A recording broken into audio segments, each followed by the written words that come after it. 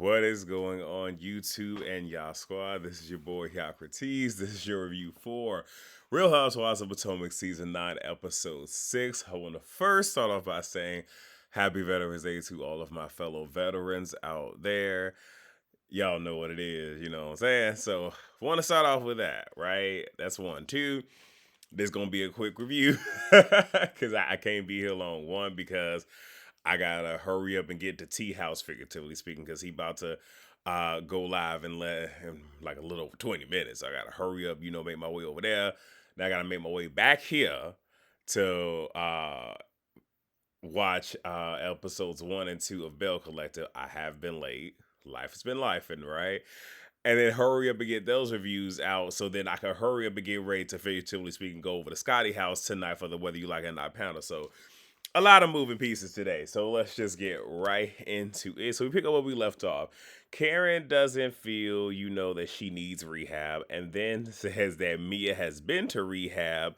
That's why she started to practice because she had an opioid addiction. I was like, wait a minute, hold the front. What? Now, I'm not, I don't know how to feel about this. Like, I'm not going to say Karen is lying.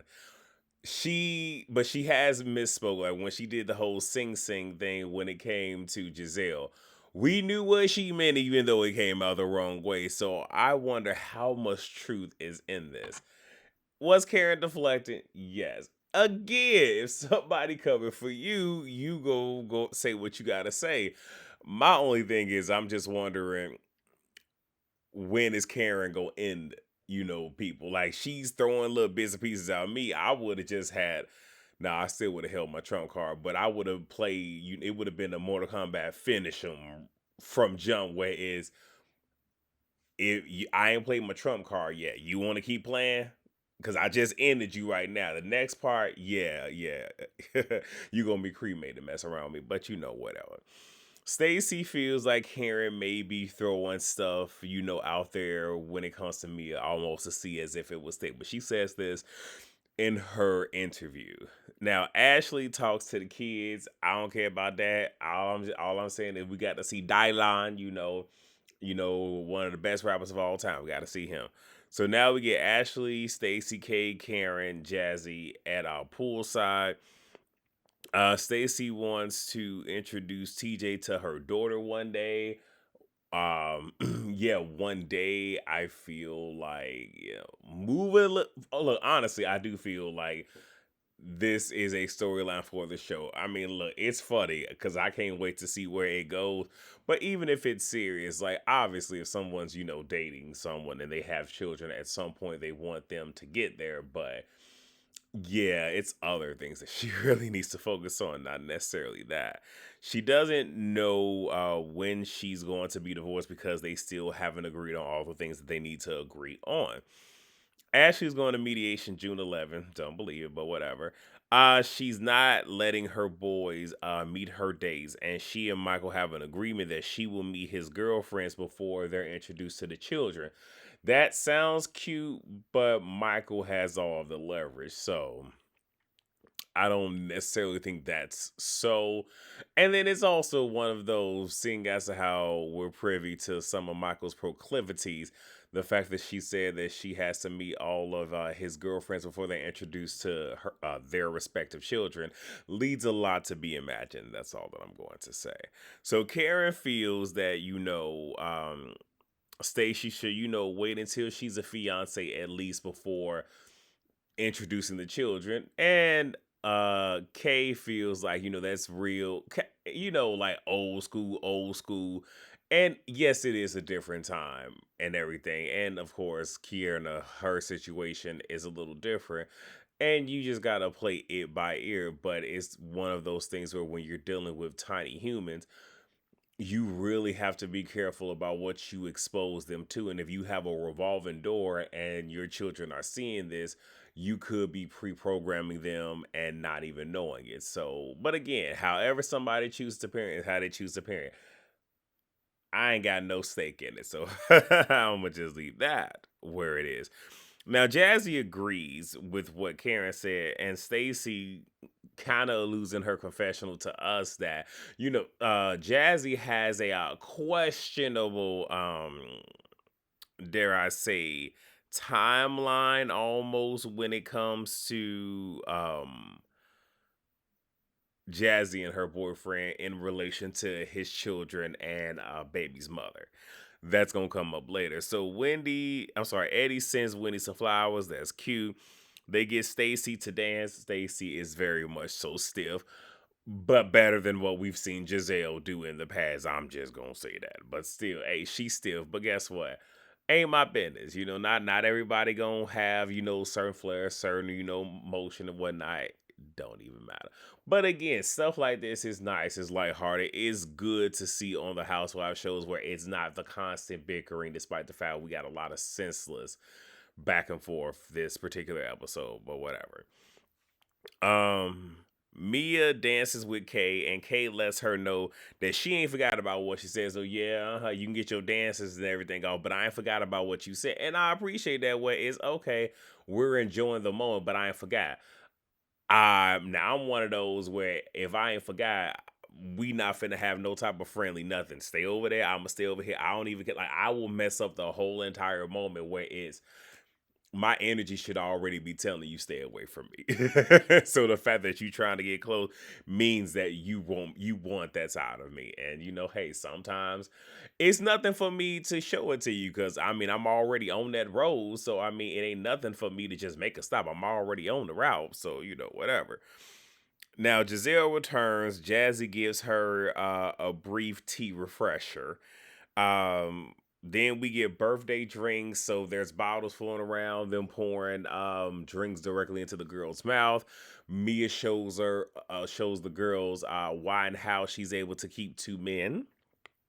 If y'all saw, y'all know. So all right. Um, I just hope that she didn't give that bottle to nobody else, that she kept that bottle, because yeah, not sanitary. So I'm gonna say. Um, so they're on the bus ride. We get TJ's, what is it, IMDb. So that's cool. That's cute. Did not know he was an actor. I thought, but okay, he was an actor. Good for him. No shade.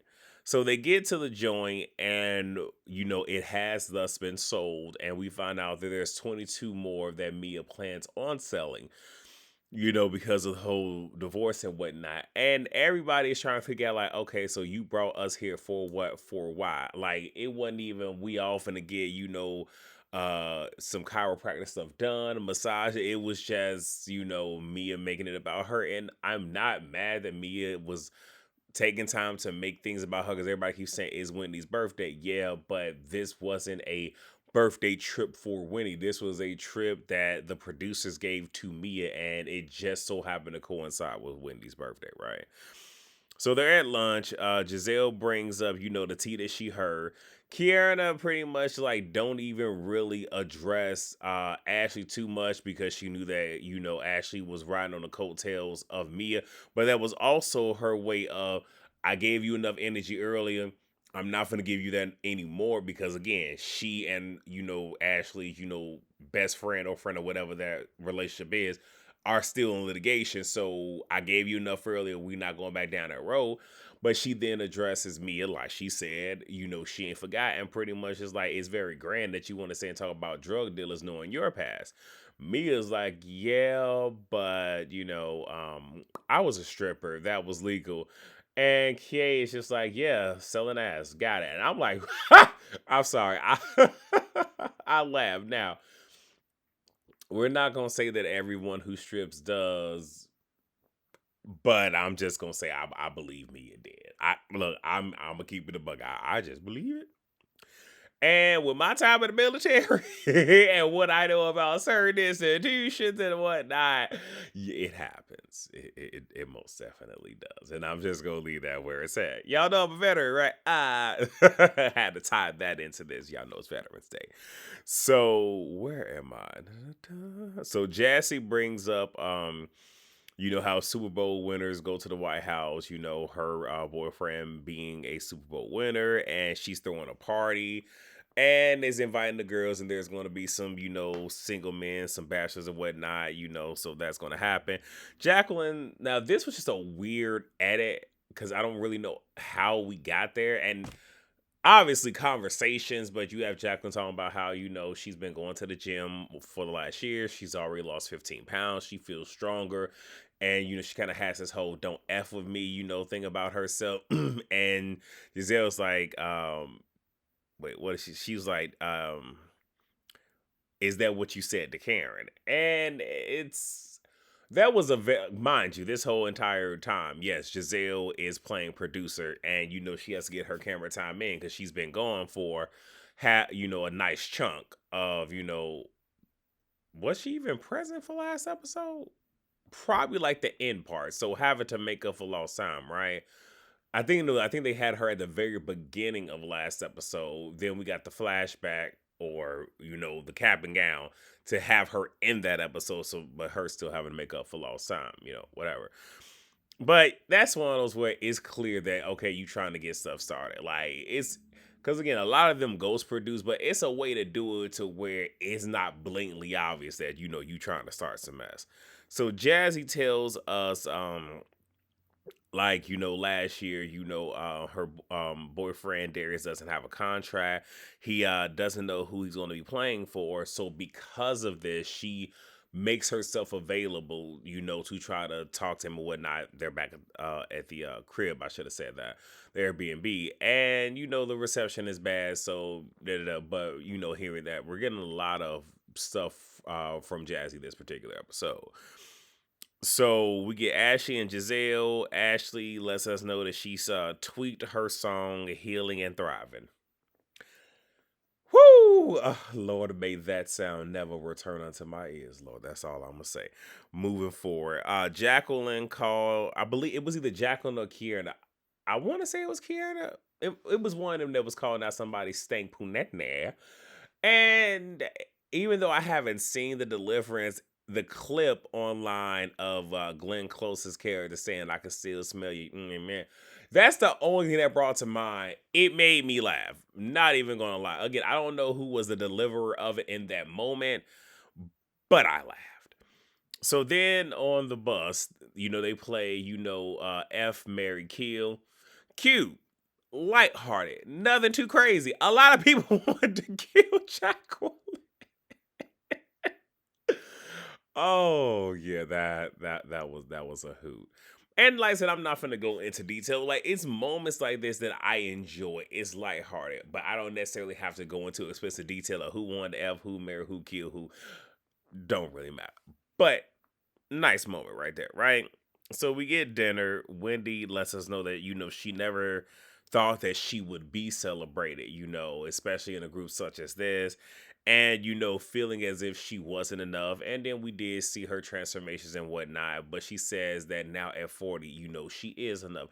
And that's great. One thing that does concern me, though, is with what we've been getting from Wendy, it's almost like they're setting her up for a swan song. Like, this is her last season. I'm not saying that it is, but it's almost kind of how they're fashioning it. Because they're like on some, sports shows or reality TV shows where people tend to get a certain edit. It's kind of letting you know that this is that person's, last time, actively participating. So that's kind of what that's giving me. I'm just saying. Have y'all caught that? So they thank Stacy for opening up. Stacy says, that all this attention is on her. What about Jazzy and her man? And I kind of felt that was going to happen because, Jazzy had made mention earlier in the episode. And Jazzy is thankful for Darius, plans to marry him one day, and acknowledges the children that were there before him, slash kind of conceived before, them or whatever. The children are 1 and 3. They've been together for like 2 years, give or take. And, when they were dating, she found out that the baby's mother was a few months pregnant. Now, the girls sit here and do the whole timeline of the math ain't math because, okay, when you found out, when the baby was here, when the baby was conceived, and a lot of them just say that you wanted to be there for whatever reason you wanted to be there for, right? Kay says, she had a similar situation where she was dating somebody in the NFL, and he had two women pregnant at the same time, and was kind of just, saying to, Jazzy, like, whatever it is what it is, you know what I'm saying? Like, it happens, and almost kind of like, just, whatever it is, as long, like, if you like it, hey, it ain't nobody else's business. Mia wants to jump in because she really wants to know who. Kay is like, I'm not finna do this with you. And me, whole thing is, well, I had a very similar situation, almost identical. Like, I just want to know who it is. Yeah, Kay wasn't giving her that information. And Stacy toast to Ashley for helping her to open up to the group. I would have never given Ashley all of that. But okay. And then we end the episode with the very next day, Wendy, yeah, it looked like she got hit by, several trains. Like, hey, you want to turn up, baby? You there it is. That's what happens when you turn up, baby. And she's kind of like, oh my gosh, Stacey's way too chipper. Why is she so chipper? But it is what it is. But I mean, that was the episode. Wasn't one of the greatest. I know a lot of people felt like not last week, but the week before. So what was the episode 4 was a filler. This seemed very fillerish to me, but I'm okay with that. Like I'm okay with we get like 3 or 4 episodes and then maybe like a filler, but I'm not okay with us getting fillers like back to back to back to back because then that kind of throws me off and makes me not want to do no dang on review. So with that being said, I got 7 minutes to get to Terrence's house. So I'm finna go ahead and disconnect from y'all. I'm finna go to Terrence's house because he about to sit here and go off, and I can't wait to hear it. And I'm gonna try to get y'all episodes 1 and 2 of the most current season of Bell Collector. If nothing, watching it and then possibly getting y'all, like, you'll have them both before the end of the week. So that's all that I have. Again, happy Veterans Day to all my brothers and sisters in arms. And yeah, until then, I will see you all for the next video and tonight for the Whether You Like It or Not panel. Peace out.